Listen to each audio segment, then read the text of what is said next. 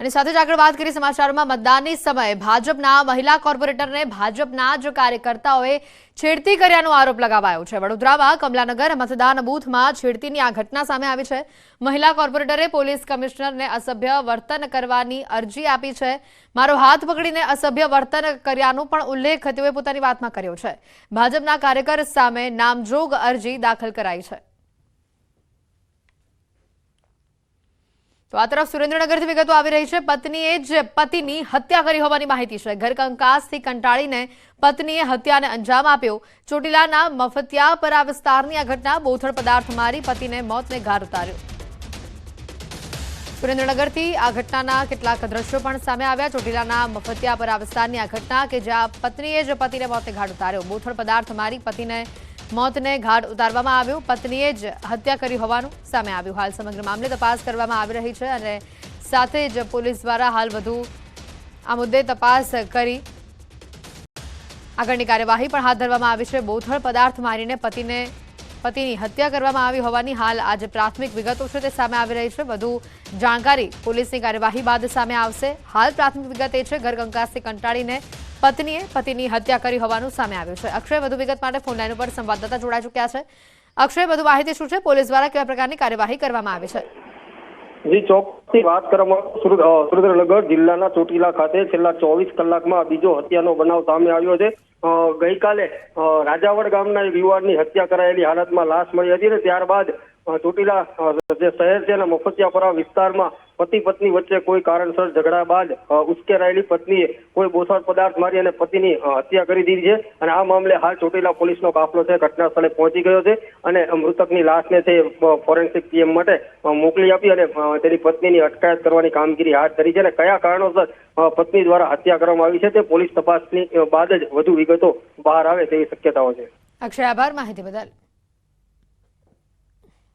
તો આ તરફ અરવલ્લીથી વિગતો આવી રહી છે। મોડાસાના ચીચણોમાં હુમલાની આ ઘટના સામે આવી છે। ખેતરમાં કામ કરતા પરિવાર પર હુમલો થયો છે। ચૂંટણીની દાવતમાં હુમલો કરાયો હોવાનું સામે આવ્યું છે। સરપંચ સહિત 20થી વધુ લોકોએ હુમલો કર્યો હોવાનું સામે આવ્યું છે। સરપંચે પોતાના પર હુમલો થયો હોવાનો દાવો કર્યો છે।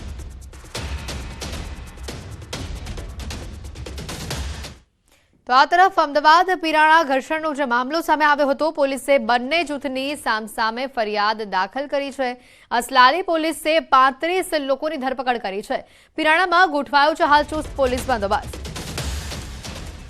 આ દ્રશ્યો પણ સામે આવ્યા છે। અસલાલી પોલીસે 35 લોકોની ધરપકડ કરી હોવાની માહિતી છે। પિરાણામાં ચુસ્ત પોલીસ બંદોબસ્ત ગોઠવવાની ફરજ ઊભી થઈ છે।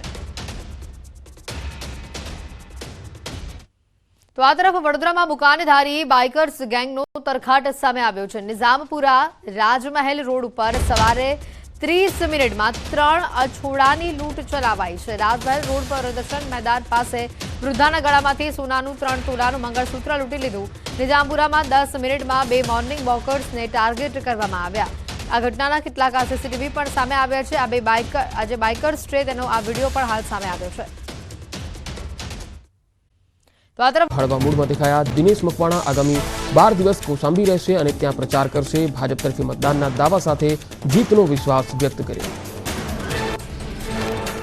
મતદાન પૂર્ણ થતા અમદાવાદ પૂર્વ બેઠકના ભાજપ ઉમેદવાર હસમુખ પટેલ હળવા મૂડમાં દેખાયા। પૌત્રી અને પરિવારના અન્ય સભ્યો સાથે હળવાશનો સમય વિતાવ્યો। ચૂંટણીને લઈ હસમુખ પટેલે જીતનો વિશ્વાસ વ્યક્ત કર્યો।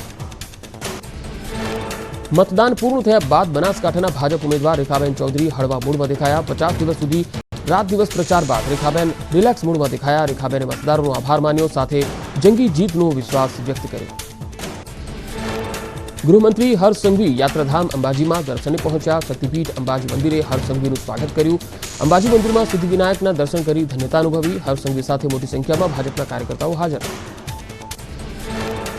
લોકસભાની ચૂંટણીના ત્રીજા તબક્કાનું મતદાન સુખરૂપે પૂર્ણ થતા જ કોંગ્રેસના ઉમેદવાર જ્ઞાનીબેન ઠાકોરે અંબાજી મુલાકાત લીધી। માં અંબાની આરતી કરી પોતાની જીતની કામના કરી હતી। જ્ઞાનીબેને બનાસકાંઠાના તમામ મતદારોનો પણ આભાર વ્યક્ત કર્યો હતો। વિધાનસભા અધ્યક્ષ શંકર ચૌધરીએ યાત્રાધામ અંબાજીમાં માનતા પૂર્ણ કરી। ચૂંટણી શાંતિપૂર્ણ માહોલમાં પૂરી થતા માં અંબાના દર્શન કરી બાધા પૂરી કરી। શંકર ચૌધરી માથે ધજા ઉપાડીને લઈ ગયા હતા મંદિર। બોડેલીના અલી ખીરવા ગામમાં પીવાના પાણીમાં ગટરનું પાણી ભળતા સ્થાનિકોએ મચાવ્યો હોબાળો.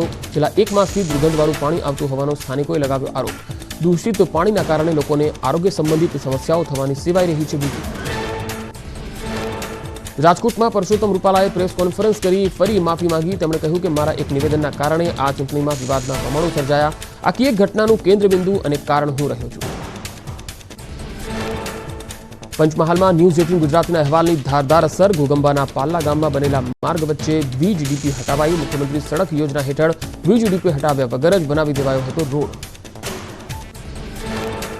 પ્રવાસન સ્થળ સાપુતારામાં પેરાગ્લાઇડિંગ એક્ટિવિટીમાં ગેરરીતિને લઈ કલેક્ટરને અરજી કરાઈ. પ્રવાસીઓના જીવ જોખમમાં મૂકી નિયમ વિરુદ્ધ પેરાગ્લાઇડિંગ એક્ટિવિટી થતી હોવાનો સ્થાનિક પાયલોટે લગાવ્યો આરોપ.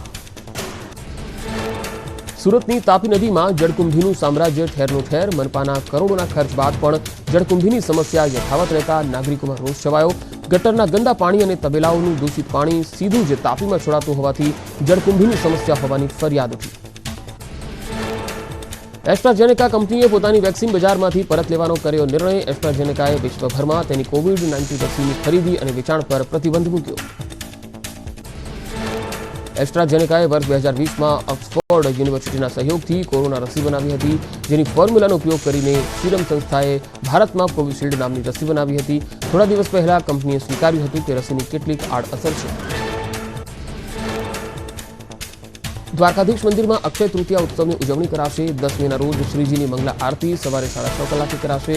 સવારે 8 થી 9 કલાકે મંદિર બંધ રહેશે. શૃંગાર દર્શન સવારે 9 થી 10:30 કલાક સુધી કરાશે. કેદારનાથ પગપાળા માર્ગ પર વધી રોનક. કેદારનાથ ધામના કપાટ ખોલવાની વહીવટીતંત્ર અને પોલીસ દ્વારા તૈયારીઓ પૂરો. 10 મે ખુલશે બાબા કેદારનાથના કપાટ.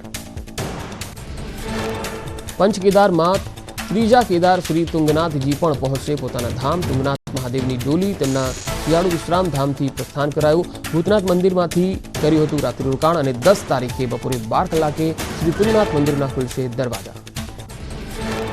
ઉત્તરાખંડમાં ચારધામની યાત્રાને લઈને તૈયારીઓ પૂરજોશમાં. મુખ્યમંત્રી પુષ્કરસિંહ ધામીએ ચારધામ યાત્રાની તૈયારીઓ અંગે રિવ્યુ બેઠક કરી. રુદ્રપ્રયાગમાં અધિકારીઓ સાથે સમીક્ષા બેઠક કરી. ગોવાના મુખ્યમંત્રી પ્રમોદ સાવંતે શાળાની ઓચિંતી મુલાકાત લીધી હતી. ખંડોલા ખાતે ઉચ્ચતર માધ્યમિક શાળામાં થતી કામગીરી અંગે નિરીક્ષણ કર્યું. આચાર્ય અને શિક્ષકો સાથે કરી ચર્ચા. ઉત્તરાખંડના જંગલોમાં વારંવાર બનતી આગની ઘટનાને લઈ સરકાર સતર્ક. મુખ્યમંત્રી પુષ્કરસિંહ ધામી રુદ્રપ્રયાગ જિલ્લાના રતુડામાં પિરુલની સફાઈ કરતા જોવા મળ્યા. આગને રોકવા માટે મિશન પિરુલ લાઓ પૈસે પાઓ શરૂ કરવાનો નિર્દેશ આપ્યો. ઉત્તરાખંડ ચારધામ યાત્રાની નોંધણી માટે લોકોની પડાપડી. ચારધામ યાત્રામાં રજીસ્ટ્રેશન માટે લોકોની લાંબી કતારો લાગી. ચારધામ યાત્રા માટે નોંધણીના પ્રથમ દિવસે જ યાત્રાળુઓમાં ઉત્સાહ. તેલંગાણાના કરીમનગરમાં પીએમ મોદીએ શ્રી રાજા રાજેશ્વરા સ્વામી મંદિરમાં પૂજા કરી હતી. વિધિ વિધાન સાથે મંદિરમાં પૂજા અર્ચન કર્યું. પીએમ મોદીનો દક્ષિણ ભારતમાં જોરશોરથી પ્રચાર. મણિપુરના ઇમ્ફાલમાં 2 દિવસ વાવાઝોડા અને વરસાદે મચાવ્યો કહેર. મુખ્યમંત્રી એન બિરેન શાહે રાહત શિબિરોની મુલાકાત લીધી. પૂર્વ જિલ્લાના કિરાવ વાંગખેમ ખાતે વાવાઝોડાથી અસરગ્રસ્ત લોકોને મળ્યા. બગદાણાના સંત રાઘવજી મહારાજે બગદાણાથી અયોધ્યા સુધી 1600 કિલોમીટરની દંડવત યાત્રા શરૂ કરી. હાલ આ મહારાજ 350 કિલોમીટરનું અંતર પૂરું કરી ચૂક્યા છે. અયોધ્યા પહોંચતા તેમને 1 વર્ષનો સમય લાગશે. હાલ તેઓ દરરોજ 3 થી 4 કિલોમીટરનું અંતર કાપી રહ્યા છે. જેતપુરનો ધોરાજી રોડ 3 દિવસ સુધી બંધ રહેશે. 9 થી 11 મે સુધી ઓવરબ્રિજની કામગીરી ચાલુ હોવાથી બ્રિજ બંધ રહેશે. આ અંગે જિલ્લા મેજિસ્ટ્રેટે જાહેરનામું બહાર પાડ્યું. નાગરિકોએ પધારો હોટલથી જેતલસર ચોકડીથી સરદાર ચોક થઈ પસાર થવાનું રહેશે. તેલંગાણાના હૈદરાબાદમાં પૂર્વ ક્રિકેટર અને કોંગ્રેસ નેતા મોહમ્મદ અઝરુદ્દીને કર્યો પ્રચાર. ડોર ટુ ડોર સંપર્ક સાધ્યો. કોંગ્રેસ ઉમેદવારને જીતાડવા કરી અપીલ. તેલંગાણાના હૈદરાબાદમાં પૂર્વ ક્રિકેટર અને કોંગ્રેસ નેતા મોહમ્મદ અઝરુદ્દીને કર્યો પ્રચાર. જનસંપર્ક કર્યો અને કોંગ્રેસના ઉમેદવારને જીતાડવા. ગીર સોમનાથમાં મતદાન સમયે થયેલી બબાલનો વિડીયો વાયરલ. વેરાવળના પાદલપરા ગામે બબાલનો વિડીયો સામે આવ્યો. ધારાસભ્ય અને ભગવાન બારડની સ્થાનિકો સાથે થઈ હતી રકઝક. બૂથ બહાર યુવાનોની બબાલ દરમિયાન પહોંચ્યા હતા ભગવાન બારડ. મહીસાગરમાં બૂથ કેપ્ચરિંગ મામલે વિડીયોમાં દેખાતા 2 આરોપીઓની ધરપકડ કરાઈ. સંતરામપુર પોલીસે ગુનો નોંધી ધરપકડ કરી. બૂથના કર્મચારીઓના પણ લેવાયા નિવેદન. મતદાન અધિકારીઓની ભૂમિકાની પણ થશે તપાસ. મહીસાગરમાં બૂથ કેપ્ચરિંગ મામલે પ્રિસાઇડિંગ ઓફિસરને સોકોઝ નોટિસ અપાઈ. આસિસ્ટન્ટ પ્રિસાઇડિંગ ઓફિસર અને પોલિંગ ઓફિસરને પણ અપાઈ નોટિસ. મહીસાગર ચૂંટણી અધિકારીએ તમામ પાસેથી માંગ્યો જવાબ. દાહોદ લોકસભા બેઠકમાં બૂથ કેપ્ચરિંગની ઘટના. સંતરામપુરના પ્રથમપુર ગામના બૂથ પર ભાજપ નેતાના પુત્ર વિજય ભાભોરે ઈવીએમ કેપ્ચર કર્યું. વિજય ભાભોરે પોતાના સોશિયલ મીડિયા પ્લેટફોર્મ પર આખી ઘટના લાઈવ કરી. અન્ય લોકો સાથે મળી ભાજપ ઉમેદવાર માટે બોગસ વોટિંગ કર્યું. વિજય ભાભોરે બૂથના અધિકારી કર્મચારીઓને અપશબ્દો બોલ્યા. વિડીયો વાયરલ થતા વિજય ભાભોરે વિડીયો સોશિયલ મીડિયા પ્લેટફોર્મ પરથી કર્યો ડિલીટ. દાહોદ બૂથ કેપ્ચરિંગ મામલે ચૂંટણી પંચ એક્શનમાં. પ્રાથમિક તપાસમાં બૂથ કેપ્ચરિંગ જણાતું હોવાનું સંયુક્ત ચૂંટણી અધિકારીનું નિવેદન. કલેક્ટર અને એસપી સાથે ચર્ચા બાદ લેવાશે નિર્ણય. 2 લોકોની કરાઈ છે ધરપકડ. પોલિંગ અધિકારીઓ પર થઈ શકે છે કાર્યવાહી. દાહોદમાં બૂથ કેપ્ચરિંગ મામલે કોંગ્રેસ ઉમેદવાર પ્રભાબેન તાવિયાડનું નિવેદન. કહ્યું કે લોકશાહીના અધિકારોનું હનન થયું છે. પ્રભાબેન તાવિયાડે કરેલી પોલિંગની માંગ સાથે જ આરોપીઓ સામે કડક કાર્યવાહીની પણ માંગ કરાઈ. દાહોદમાં બૂથ કેપ્ચરિંગ મામલો. કોંગ્રેસ નેતા મનીષ દોશીએ તંત્ર પર ગંભીર આરોપ લગાવ્યા. કહ્યું પોલિંગ ઓફિસરે રોકવાનો પ્રયાસ ન કર્યો. પોલીસ રોકવાને બદલે મદદ કરતી હતી. લોકતંત્રની હત્યાનું આ જાગતું ઉદાહરણ. જૂનાગઢના માણાવદર પેટા ચૂંટણીનું કોંગ્રેસે ફરી મતદાનની કરી માંગ. બોગસ મતદાનના આરોપ સાથે હરી કણસાગરાએ કલેક્ટરને કરી રજૂઆત. બહાર ગામના મતદારોના મત નાખ્યાનો આક્ષેપ સાથે મતદાન મથકના સીસીટીવીની સીડી આપવાની કરી માંગ.